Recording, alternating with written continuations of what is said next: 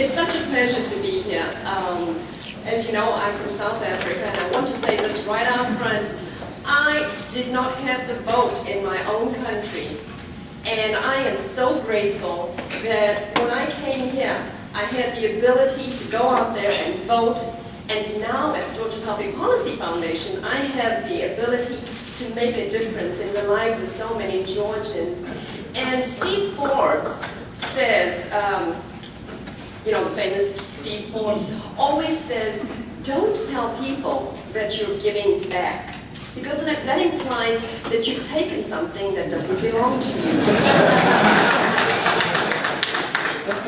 and I think it's a great thing to think about, but I also know that this country has given me so much, and I am so grateful for it, and in this job that I have now, to be able to give it back, it's just a great honor for me. Now, before I tell you anything about the Georgia Public Policy Foundation, I'd like to share with you a video that we are very proud of, and my colleague Mike Klein is going to do the technically difficult stuff.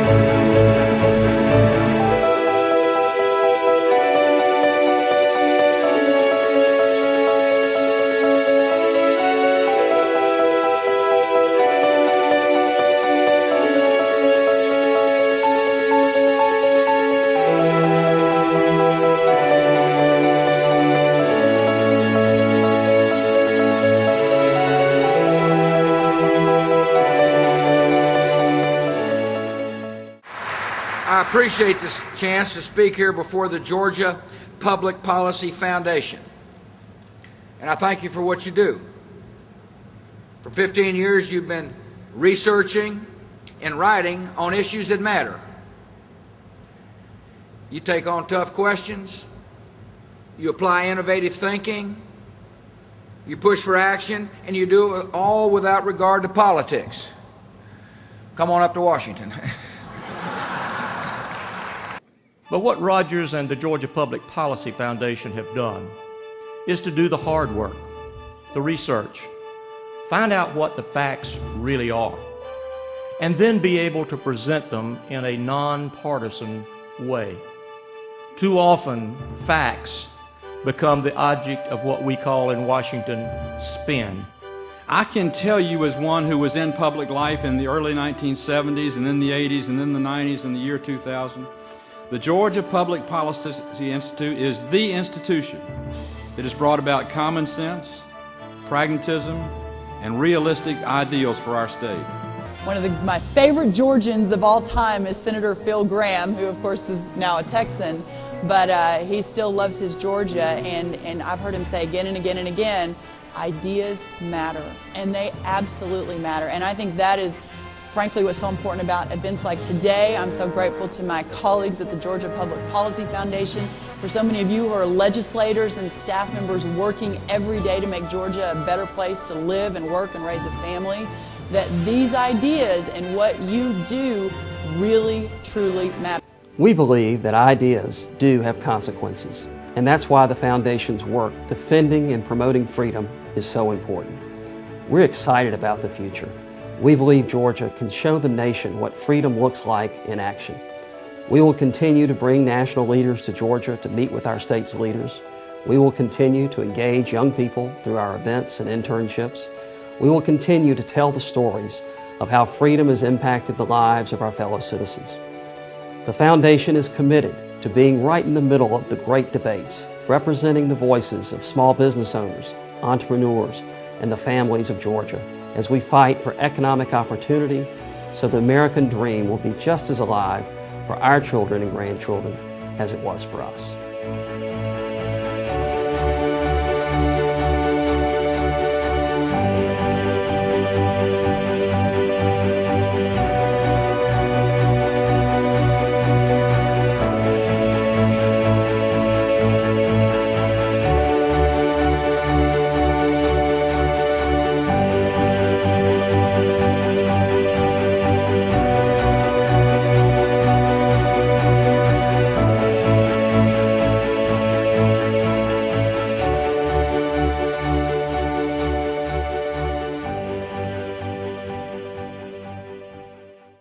The Georgia Public Policy Foundation is available as a resource to elected officials.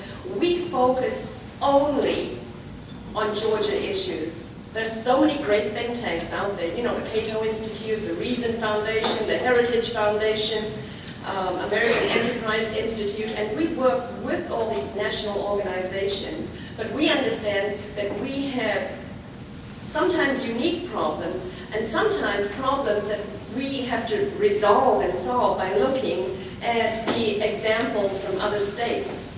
So we've been around for 22 years now, since 1991, and to understand how difficult it can be for legislators, for small business people, for families in Georgia, when government gets involved in your business, I want to tell the story that my son hates for me to tell, because of course it involves him, and it involves him being up to no good.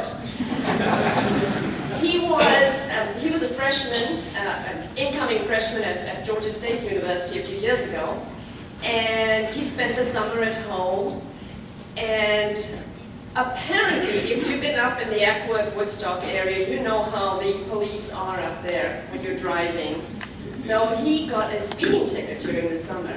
But he knew that I wasn't going to help him with it if I discovered it.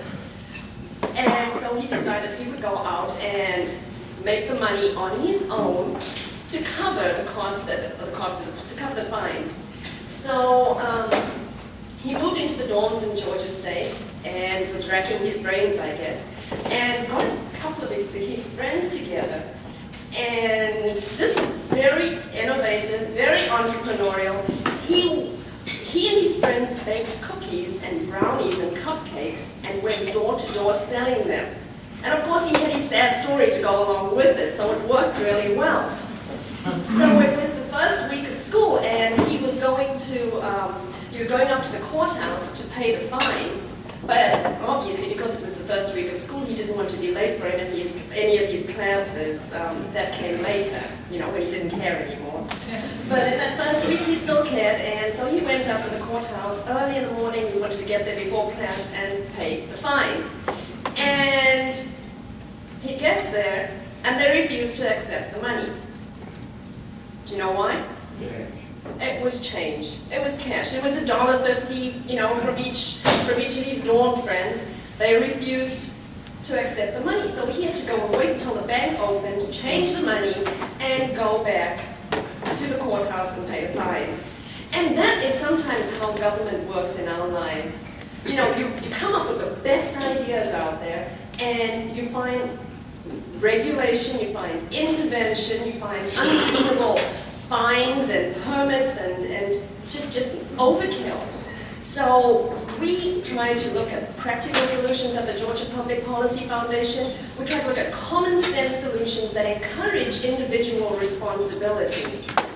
My son was very discouraged by what happened because he thought, he was so proud of himself when he finally admitted the story to me, that he'd done this on his own. And when you bump your head, sorry Judge, when you bump your head up against the system, it is very discouraging, and so many entrepreneurs in Georgia have that challenge. So we try to work with entrepreneurs, we try to work with the legislature to focus on issues that reduce regulation, reduce taxation, encourage individual responsibility, and encourage free market-based solutions. We love school choice. Ever since we were established, one of the biggest issues for us has been education, options in education. And so we actually did establish a charter school in the Atlanta public school system.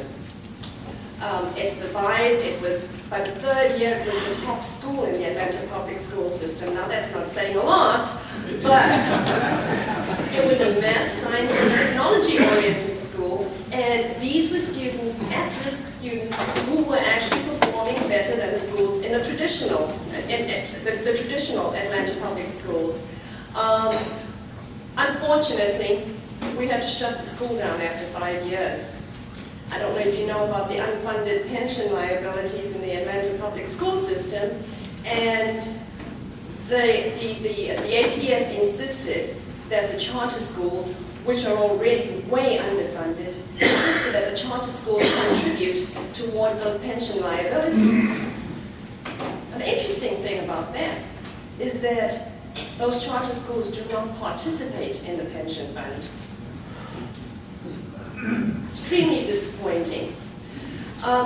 We have 3 areas that we focus on: free enterprise, education, as I said, and environment. And under that, I personally am focusing on air quality, energy, transportation, and Joe was very kind to publish my recent commentary from the Marietta Daily Journal about transportation.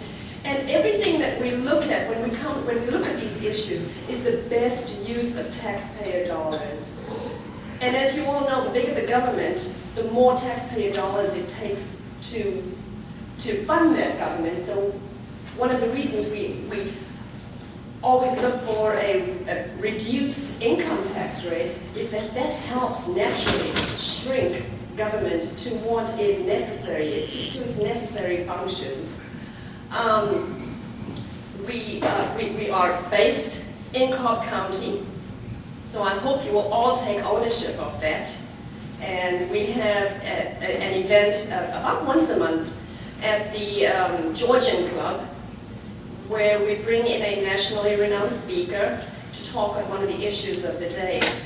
Our next event is on August 28th, and we are looking at where Plan B in transportation should take us. We're unveiling a new study on August 28th. We were very active in looking at the T-spots last year and analyzing that.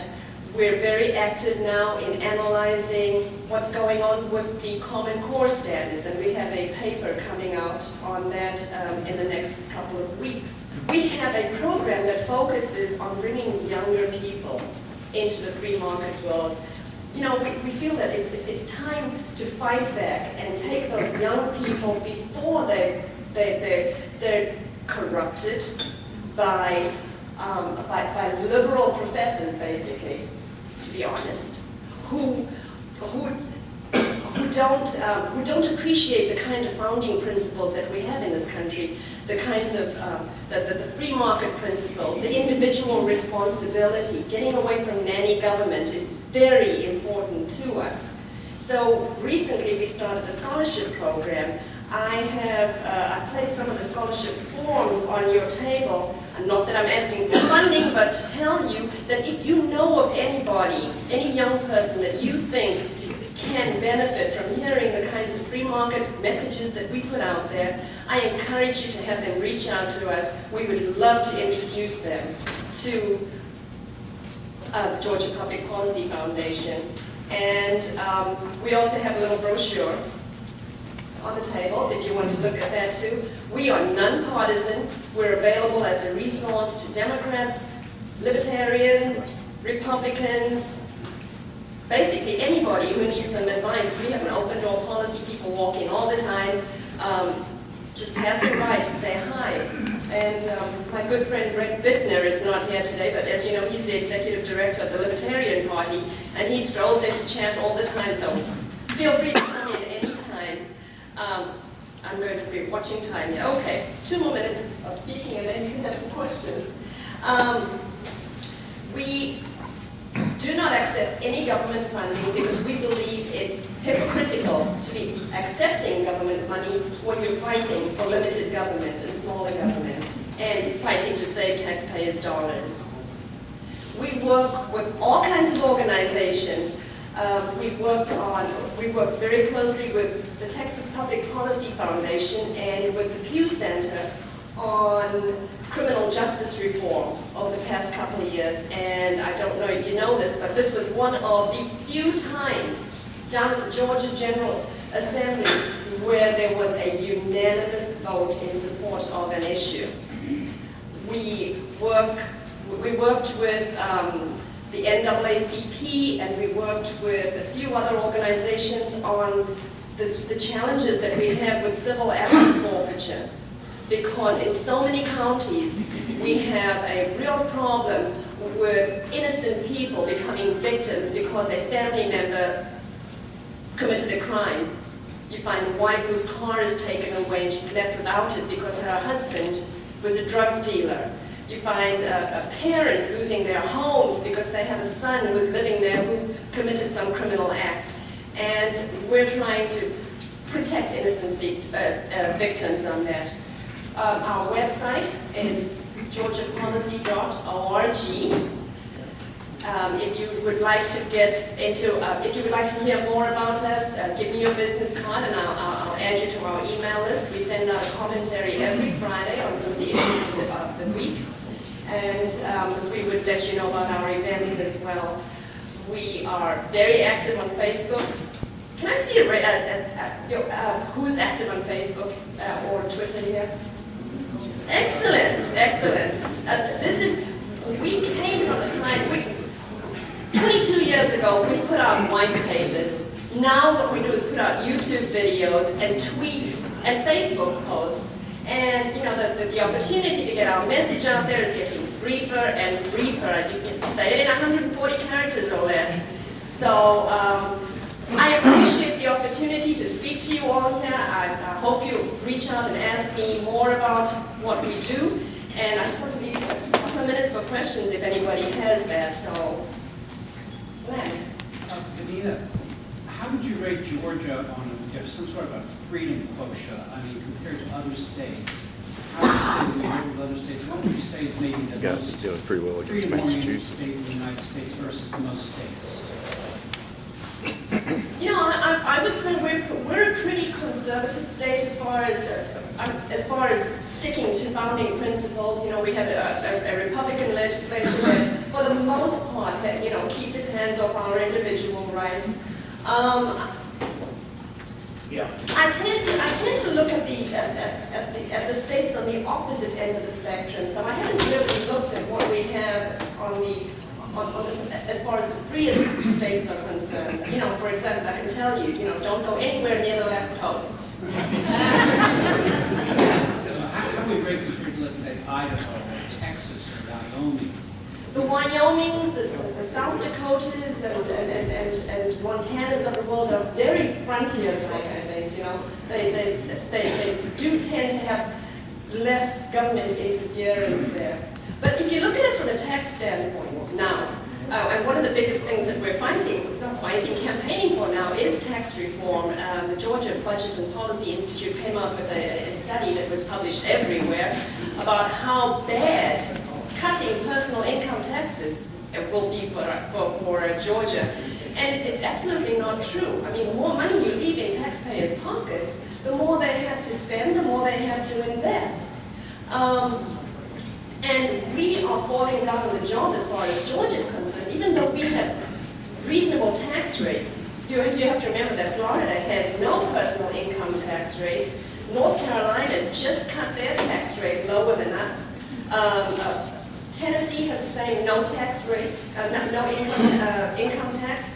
So we have some catching up to do, and it's really important to keep our businesses here, to keep our entrepreneurs here, that we lower our personal income tax rates. So many people have businesses but file personal income taxes.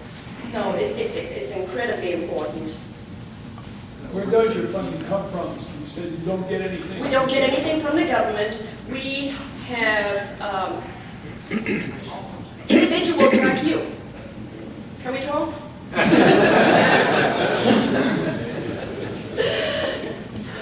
Individuals, some foundations, some corporations, but largely individual members who are just committed to the principles of freedom and liberty and free enterprise.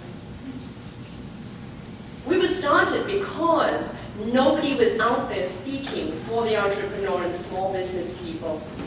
We were started because the legislators at the Capitol were hearing from the corporate lobbyists, they were hearing from the government lobbyists, but the people like you in the room who have to go to work every day, who have a 9-to-5 job, an 8-to-6 job, an 8-to-7 job, you don't have time to go down there and make your case in front of hearing after hearing.